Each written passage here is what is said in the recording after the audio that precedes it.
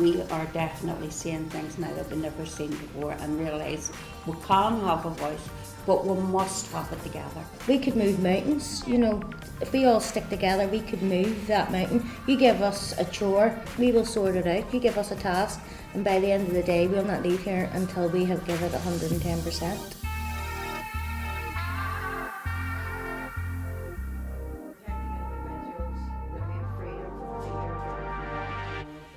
Whenever the government say that the local community groups, as in like Protestant and Catholic groups, are coming together and wanting the same thing, it's grassroots then it's coming from.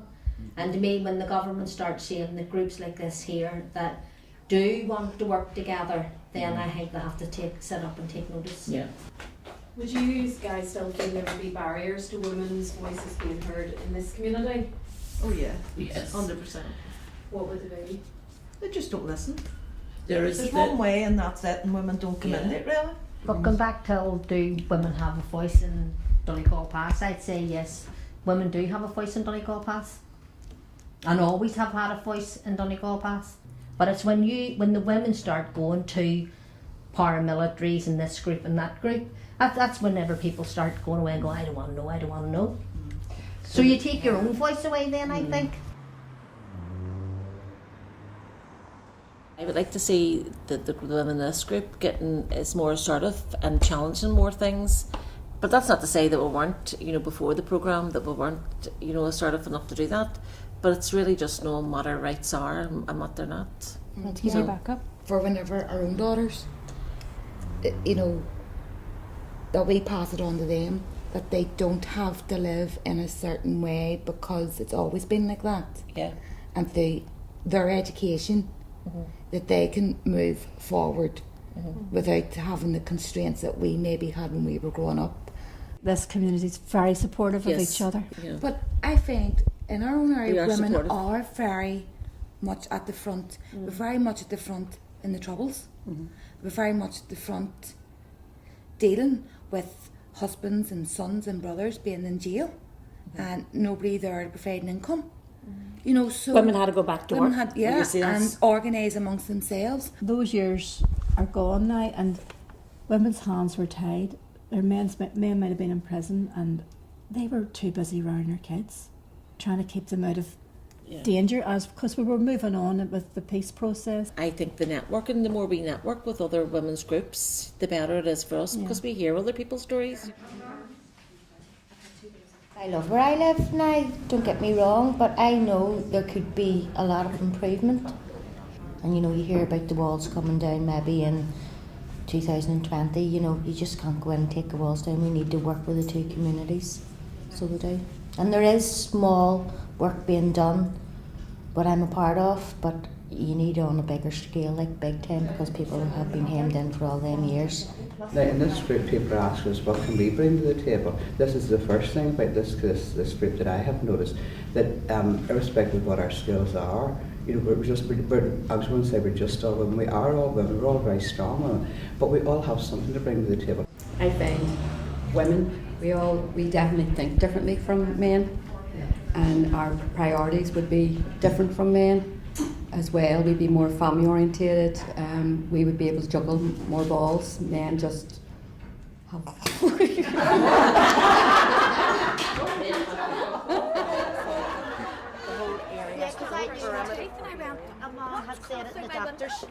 Well, I love around here. I think it's handy. We love it. I mean, we're a close community. Everybody around here is very close. This is our local shop, and Maria is our local shopkeeper along with her son John Paul, and we are very happy to have them. They're very kind to everyone in the area. She helps out with all the children, and just very special. You're getting emotional. I know, so she is, but... This is a mural here of Georgie McMullen. He's played for Cliftonville. He's played 11 years. He's put the market on the map for young footballers and young kids. He's given them just the go-ahead to go and do what he's done, because they're all so proud and look up to him. The market has always been a good community. You're very proud close. to come from here? Very proud. Very proud. I wouldn't want to come from anywhere else.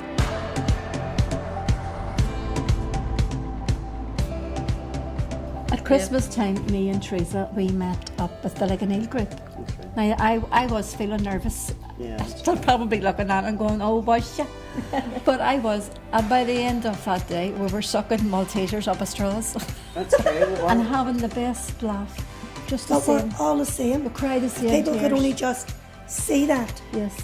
And instead of fighting against each other, fight together. Yeah. Yes. Our age group came through the troubles there, the conflict for 40 odd years. You know, and I suppose at the end of the day, the goodness in us went down, but we had a rise again. Protestant and Catholic women had a rise again.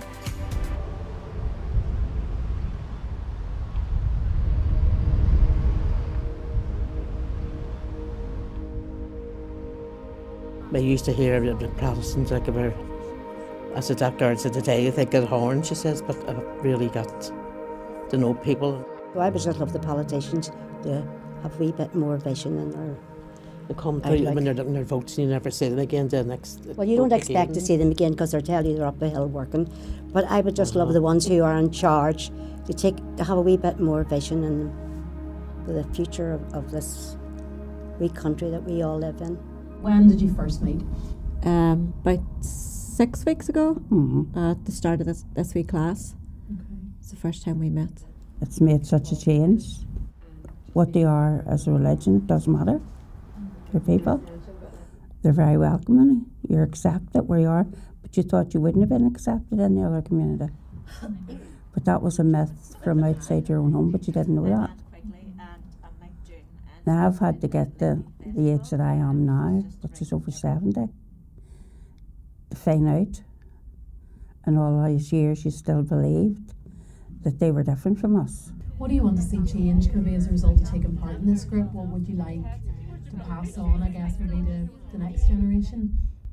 That everybody can get on, and all women can get on, so everybody should be able to get on, no matter what age they are. It's been interesting as in meeting other girls and women and whatnot from other parts of Belfast and hearing their stories and their lives and what to think of other people in the other side of the city or from the other religious backgrounds. Well, I sort of found today, listening to some of the ladies speaking, that a lot of us have a lot of things in common.